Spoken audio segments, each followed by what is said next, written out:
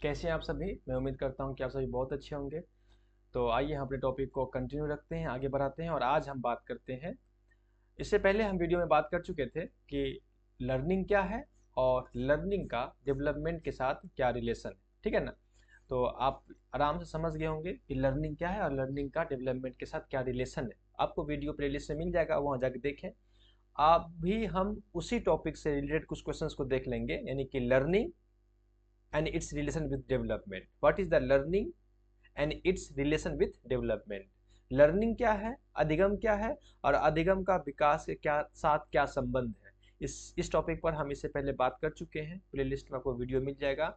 आइए हम अभी उससे रिलेटेड, उस टॉपिक से रिलेटेड कुछ क्वेश्चंस को कर लेते हैं ताकि आपको टॉपिक और आसानी से समझ में आ जाए और आपका माइंड थोड़ा सा फ्री हो जाए। पहला क्वेश्चन है, इस टॉपिक से रिलेटेड पहला क्वेश्चन है और उस क्वेश्चन का नाम है कि which of the following statement, कौन सा स्टेटमेंट, नीचे में जो स्टेटमेंट लिखा हुआ है उसमें से कौन सा स्टेटमेंट बेस्ट डिस्क्राइब, अच्छे से व्याख्या करता है द रोल ऑफ लर्निंग, अधिगम का इन डेवलपमेंट, विकास में डेवलपमेंट का, विकास में लर्निंग का कौन सा स्टेटमेंट अच्छे से व्याख्या करता है। ठीक है, पहला statement, learning is unrelated to a person overall development, यानी लर्निंग का कोई रिलेशन नहीं है, अनरिलेटेड है पर्सन्स के ओवरऑल डेवलपमेंट में, इंसान के ओवरऑल डेवलपमेंट में लर्निंग अनरिलेटेड है, कोई लर्निंग का जो रोल नहीं है। ये बात बिल्कुल गलत है। अच्छा, learning only affects physical development, learning जो है सिर्फ फिजिकल डेवलपमेंट पर असर डालता है, ये बिल्कुल गलत है। लर्निंग फिजिकल, कॉग्निटिव और सोशियो इमोशनल तीनों डेवलपमेंट पर असर डालता है। Learning enables skill acquisition, learning जो है योग बनाता है ताकि वो स्किल, कौशल सीख सके। शेपिंग कॉग्निटिव, अपने संज्ञानात्मक जो सोच है उसको आकार दे सके। एंड सोशल डेवलपमेंट, और सामाजिक विकास हो सके। बिल्कुल सही आंसर इसका। अच्छा, learning influence development only during early childhood, learning जो है वो डेवलपमेंट पर असर डालता है सिर्फ अर्ली चाइल्डहुड में, पूर्व बाल्यावस्था में, बिल्कुल नहीं। लर्निंग ओवरऑल डेवलपमेंट, दुनिया हर स्टेज पर, डेवलपमेंट के हर स्टेज पर असर डालता है। इसलिए ऑप्शन नंबर आपका सबसे अच्छा हो जाएगा, सी नंबर। ठीक है। नेक्स्ट क्वेश्चन है, विच टाइप ऑफ लर्निंग, कौन सा learning occurs naturally as part of our growth, ने कौन सा लर्निंग, कौन सा अधिगम अकर्स नेचुरली, प्राकृतिक तौर पर, as a part of our growth, हमारे ग्रोथ का प्राकृतिक तौर पर हिस्सा है। यानी कि कौन सा लर्निंग हमारे ग्रोथ पर नेचुरली असर डालता है, नेचुरली प्राकृतिक, यानी कौन सी लर्निंग जो है हम ऑटोमेटिक कर लेते हैं, मतलब नेचुरली है, हम कर लेते हैं विदाउट कॉन्शियस एफर्ट, बिना किसी कोशिश का। ऐसा कौन सा लर्निंग जो बिना किसी कोशिश का, बिना किसी एफर्ट का हमारे ग्रोथ का हिस्सा बन जाता है। ऑब्जर्वेशनल लर्निंग, बिल्कुल ऑब्जर्वेशनल लर्निंग है। मतलब क्या है कि हम चाहें या ना चाहें लेकिन हम किसी चीज को देख करके, ऑब्जर्व करके सीख जाते हैं, है कि नहीं है। आप भी अपने आसपास की चीजों को देख करके, ऑब्जर्व करके सीख जाते होंगे, इसमें बिना कोई एफर्ट, कोई कोशिश आपको नहीं लगता होगा। उसे ही कहते हैं ऑब्जर्वेशनल लर्निंग। और ये ऐसी लर्निंग है जो उसमें नेचुरली हम सीखते हैं ऑब्जर्व करके। अच्छा, क्लासिकल कंडीशनिंग नहीं, ये पावलोव की थ्योरी है, आप जानते होंगे पावलोव की थ्योरी है ना। क्लासिकल कंडीशनिंग, ये स्टिमुलस रिस्पॉन्स होता है इसमें। स्टिमुलस यानी इसमें लर्निंग कैसी होती है, जब तक हम किसी को स्टिमुलस नहीं देंगे तब तक रिस्पॉन्स नहीं आएगा। यानी ये लर्निंग जो है वो स्टिमुलस रिस्पॉन्स के बीच होता है, यानी जब तक हम किसी को उत्तेजना नहीं देंगे तब तक उसका रिएक्शन नहीं आएगा। हम बात करेंगे पावलोव की थ्योरी में, स्टिमुलस रिस्पॉन्स की थ्योरी में। तो ये वो लर्निंग है, स्टिमुलस रिस्पॉन्स की लर्निंग है, ये क्लासिकल। इसमें इसमें शर्त है, शर्त क्या है, स्टिमुलस देना, तभी बच्चा सीख पाएगा, तभी कुछ रिस्पॉन्स बच्चे का आ पाएगा। ठीक है ना। तो ये जो है ये प्राकृतिक तौर पर नहीं है, ये इसके अंदर कुछ कंडीशंस है, इसलिए ये आंसर नहीं होगा, क्लासिकल कंडीशनिंग नहीं होगा। ऑपरेंट कंडीशनिंग क्या है, ऑपरेंट कंडीशनिंग जो है वो स्किनर की थ्योरी है, इसमें हम बात करेंगे आगे। स्किनर की थ्योरी है, ये रीइंफोर्समेंट की बात करता है, आप जानते हैं ना, रीइंफोर्समेंट की बात करता है स्किनर, यानी कि रिवार्ड एंड पनिशमेंट की बात करता है, यानी कि रिवार्ड और पनिशमेंट से हम बच्चे को सिखा सकते हैं। यहाँ भी शर्त है, रिवार्ड और पनिशमेंट से बच्चे को हम सिखा सकते हैं, यहाँ भी शर्त है, रिवार्ड और पनिशमेंट, यहाँ भी शर्त है। तो ये भी नेचुरली नहीं होता है। सोशल लर्निंग अल्बर्ट बंदूरा की है, ये बताता है इमिटेटिव, नकल करके। कोई इंसान जो है, अल्बर्ट बंदूरा की, हाँ सोशल लर्निंग वही है, असुबेल की है, पता नहीं ये लर्निंग है, असुबेल शायद मैं नाम बोल रहा हूँ उसको। तो ये सोशल लर्निंग भी नहीं है समाज के साथ।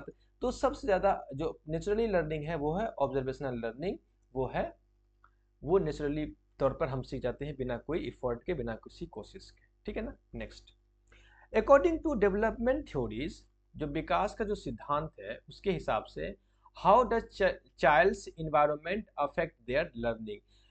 हाउ डज चाइल्ड्स इन्वायरमेंट, बच्चे का पर्यावरण कैसे असर डालता है अधिगम पर। बेवरिस्ट डेवलपमेंटल थ्योरिस्ट, विकासवादी सिद्धांत के अनुसार कि बच्चे का जो इन्वायरमेंट है, जो बच्चे का जैसा इन्वायरमेंट होगा वैसे उसकी लर्निंग होगी। तो वो इन्वायरमेंट कैसा लर्निंग पर असर डालता है।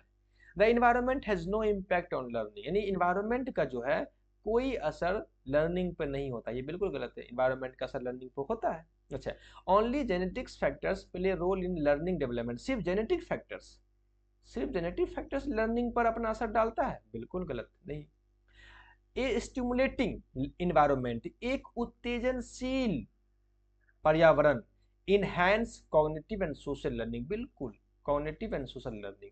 एक ऐसा इन्वायरमेंट, एक ऐसा जो स्टिमुलेटिंग हो, जो उत्तेजनशील हो, जो किसी को प्रमोट कर सके, मोटिवेट कर सके, जो किसी को इनकरेज कर सके, ऐसा इन्वायरमेंट हमेशा कॉग्निटिव इनहैंसमेंट करता है, सोशल लर्निंग करता है। ये बिल्कुल इसका आंसर ये होगा।